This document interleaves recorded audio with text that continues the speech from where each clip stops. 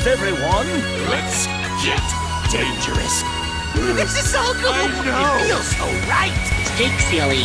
I'm sorry, who is this? Nice try, Moonman. Pretending not to know. Earth's greatest mastermind. You just made the list. I thought you said that was a myth. Just because it's a myth doesn't mean it's not true. If you all blindly follow my plan, we may have a chance. Sure, we talk about it all the time. Really? No, burn.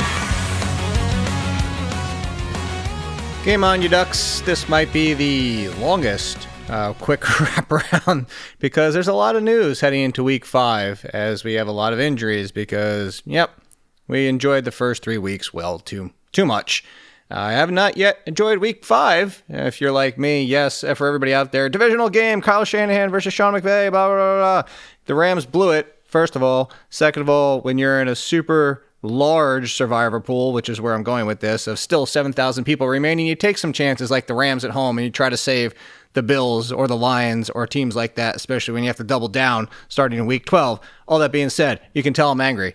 I'm also angry for you guys because there's a lot of injuries to get through here. First off, though, from Thursday Night Football, on the positive side, if you took a chance on Kendrick Bourne, kudos to you. Was also, if you don't know this, his first 100-yard game since 2022, which was his only other 100-yard game to his career.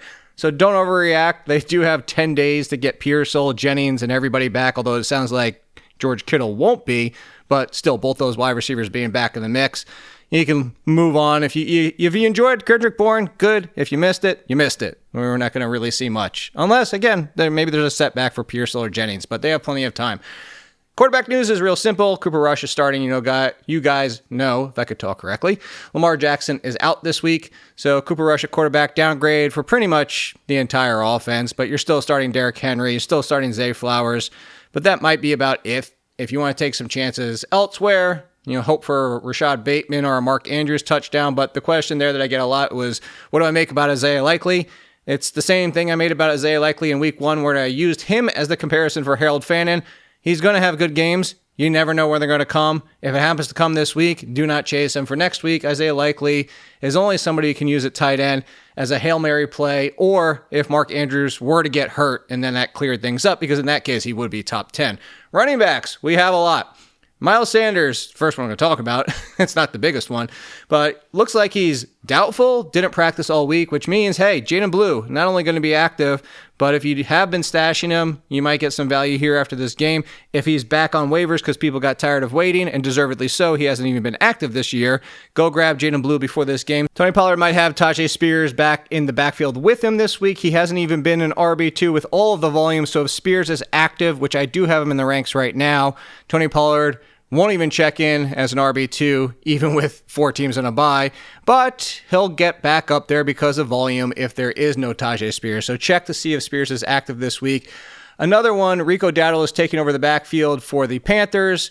No Chuba Hubbard, which means volume for Dowdle. That being said, they might see what they have in Trevor Etienne, who's a decent talent. He's above average, and no, he's not like his brother Travis, but there's enough upside here where maybe they give this a 60-40 split, and Etienne has the ability to potentially come out of this with a bigger game. So I'm not saying to start Etienne. I would still start Dowdle. Dowdle wouldn't rank as high as Hubbard with the entire workload, but go stash Trevor Etienne because he could be a hot pickup for waivers after this week. Already on waivers, your guys already grabbed Demercado and Carter for the backfield. There's been talk from Carter. There's been talk from the coaches. There's been talk about everything. In case you missed it before, I've mentioned it, and I said a few times, Demercado is the one I'm starting over Carter, despite the fact I do believe Carter will be more early downs. As you can hear Barkley coughing up in the background. Thank you while I'm doing this podcast, Barkley. Demercado, the passing game volume is why I'll give him the slight edge over Carter. But non-PPR, I guess you can lean slightly to Carter. Also, no Bucky Irving, as you well know, for this week. It might be even a second week. Rachaad White is going to rank, as you've seen, top 15-ish running back. I do think Sean Tucker will be involved. If you're super desperate, maybe Tucker gets some carries at the goal line. But again, super desperate. Braelon Allen for the Jets. I told you there's a lot of running backs. In case you missed the news, it's not just the fact he's out, not just the fact he's on IR, not just the fact he had surgery. 8 to 12 weeks. It might be the entire season. So if you didn't grab Isaiah Davis, please do so.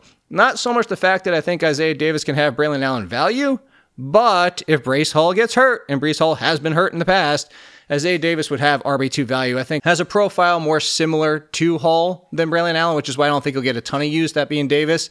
But again, if something were to happen to Hall, all right, let's talk wide receivers. Jalen Coker, not going to be out there, but don't forget to stash him. Sounds like the very possible for week 6, if not week 6 after that, but could step into the number 2 role with the need there. And of course, Xavier Legette, both being hurt and not doing much in his opportunities. If you're looking for a Kendrick Bourne-like play, Jalen Tolbert for the Cowboys, because there's no KaVontae Turpin, which clears things up for Tolbert. So if you've seen the ranks before I've changed them, he's going to be moving up. If you see afterwards, Jalen Tolbert will be in the wide receiver 3-4 conversation, so that'll tell you whether or not I've updated them by the time you've seen them. Calvin Ridley is questionable. You probably aren't even starting him. He might not even be on your roster anymore. He might be on waivers. That being said, if he is playing, I'd still stash him on the bench, because think about this. Calvin Ridley has 80 yards and a touchdown. People are going to be excited about Calvin Ridley again, and that's really why. If he can't do it this week and he's healthy and it's IU Manor once again, maybe that's the final nail in the coffin. We can just stomp it out there. But Cam Ward's in a good spot to potentially have his biggest game. Well, no question, it would be a good game, would be his biggest game of his career. For the Colts, good news. Michael Pittman is good to go. Bad news. Alec Pierce is out. But good news, if you need a desperation wide receiver again, Adonai Mitchell could be in play. Of course, Josh Downs is more of the floor option as a wide receiver 4. And if you need tight end help, Mason Taylor practiced in full off the injury report, got a lot of work last week, can get it going forward. I mentioned him in the preseason as could be the number 2 for the Jets in time, and that's something to watch because Brock Bowers is questionable. Yeah, cool. Pete Carroll, he's going to play. He hasn't practiced all week. He was standing on the sideline today as I'm recording this podcast on Friday.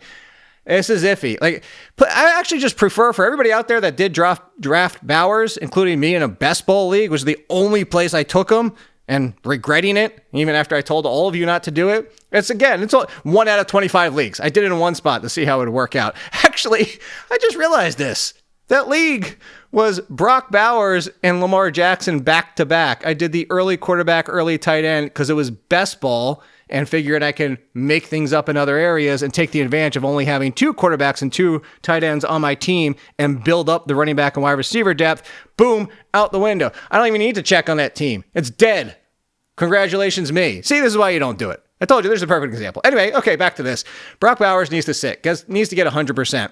And you have to play him if he's out there because he's Brock Bowers. It's similar to Jamar Chase. You have to play Jamar Chase, who's now a high-end wide receiver 2 for me and not a wide receiver 1, because he's Jamar Chase, because he's Brock Bowers, because what they can do even at 70%, and more so Brock Bowers because of the tight end position.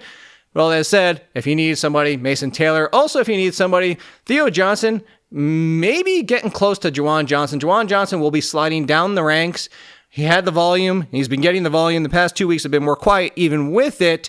And now it sounds like Taysom Hill and Foster Moreau might play. If even one of them do suit up. I don't think they're coming for Juwan Johnson's role, but it's just somebody that could prevent Juwan Johnson from seeing 90 to 100% of the snaps and routes.